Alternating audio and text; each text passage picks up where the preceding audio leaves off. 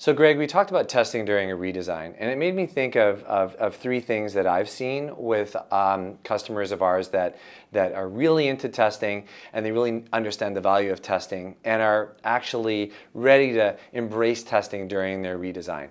And the first one that comes to mind is sometimes you're dealing with a different persona, a different kind of person in the organization doing the testing than we might normally see. So hopefully we've got an advisor or someone who's definitely part of that optimization dream team, if you will, that's lending some advice and saying these are best practices around testing.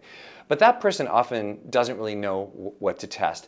And often what we recommend is that they really focus on the most important areas of the site, the pages that are, what I might refer to as the money pages. And those are the ones that are probably at most risk, but they're the ones that have the most opportunity for potential with that new site design. The other area that I would kind of look at is what effect is this redesign going to have on conversion rates? And this is a point you made previously, but it's one that I think is important. As we look at the overall effect of the new design, one thing we know is that the types of offers that we have, the types of digital marketing that we engage in on the site probably are still kind of the same.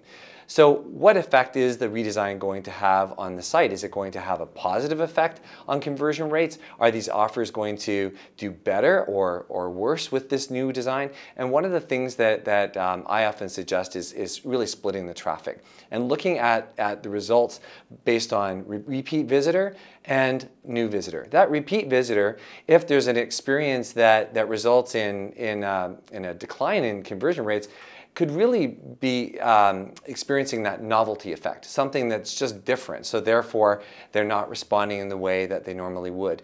And maybe isolating that traffic and looking at new visitors might give us a clearer picture of what's really happening on the site when we roll out that new design.